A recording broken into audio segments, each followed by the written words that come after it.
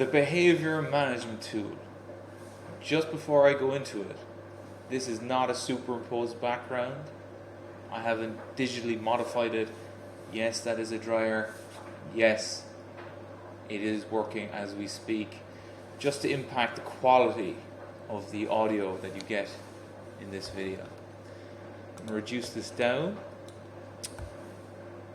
To get this sheet, to get this Google Sheet, what you do is you need to click the link that I share, and then you press File, and you press Make Copy, and then you'll move it to your drive. So you need a Google Drive for this to work. Your other option is to give it a shot as an Excel spreadsheet. I've actually never even opened this in Excel. I presume it would work. You just press File, Download, and then you go Microsoft Excel. I would encourage you to just set up a Google Drive account though, because it's going to work better. I would encourage all teachers to move to Google if possible. Now when you get the sheet, let's think about this now. First thing I want to do is I want to say like why you're using this. So I think I've got some visuals to explain that. So the first thing here is behavior management. Guess or be consistent. So here you have this bubble of people who are just trying random things. You know yourself, this happens all the time. One week you're doing this, another week you're doing this. A perfect example I can actually give of this is only a year ago I was doing something like this, but it was like I was using a 1, 2, 3 system, like a color, but then writing in detailed notes, and you just got this piece of paper it's fine if you've got it organized, but in reality it's useless. So having something like this is far simpler, where you can actually start looking back at snapshots of weeks. So that goes back to the I can't even find it. Yeah, guess or be consistent. And the other one is prevention is better than the cure. If you can spot triggers through using this tool, then you're going to reduce them, because your brain is not for memory, your brain is for ideas. You need to just capture the information somewhere else. I mean, you have two options using this tool. You can do it live on your phone, or you could just have a print of a sheet, or you could have a print of times and just start slotting them in and then input the data later. It only takes 2 seconds. Because I mean, generally your student's going to be at a 1 most of the day, so you don't have to do anything. And then a 2 would be not great, not happy, so you just press 2, and then it changes, and then you could do 3 would be highly challenging behavior. And you can adjust that to each student. I'll give you an example. One student I have, actually his behavior is really good, but their transitions are really difficult. So I'll give that student a 3 for a transition.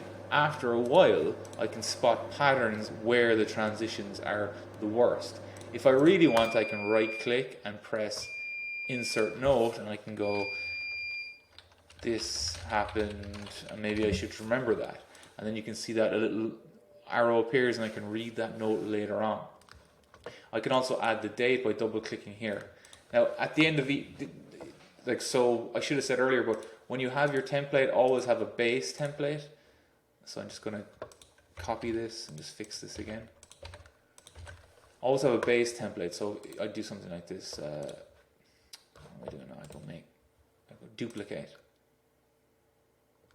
So then I go, say this is the week, it's the 15th, so tomorrow's the 16th, so I'll say November 16, and that's the week it's starting. So I'm going to start a new behavior sheet for this week.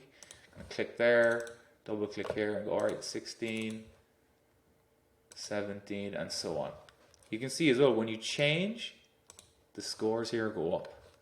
So anything higher than 120 is a non-average week. So if you had a student who had like 3s across the board, sorry now, that's a mistake on my part.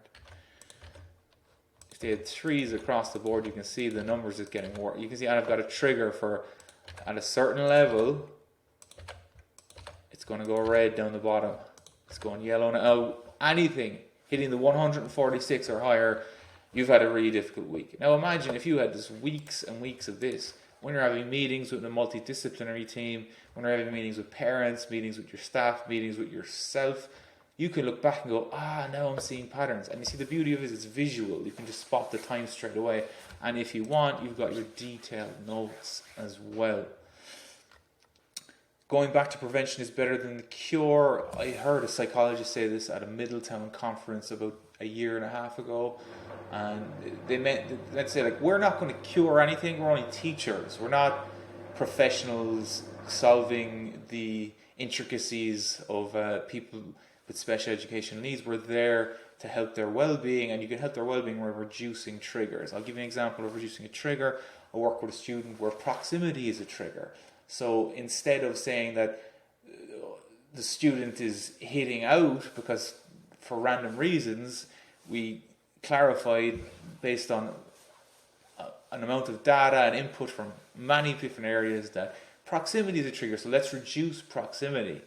And so the student can still have fun, still do different things, but when people are working with them or the students nearby, this proximity is reduced. And if something does happen when proximity is closer, look, we know that's the trigger, so we're not going to make a massive deal over it. We're going to move on and we're going to build on what we have.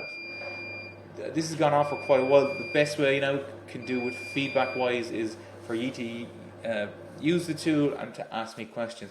There was no way I answered all of them. This is why I said it needed a video. But look, fire away with questions and we'll see what we can go. And also, don't forget to subscribe to the newsletter and to follow me on Twitter. Thanks very much.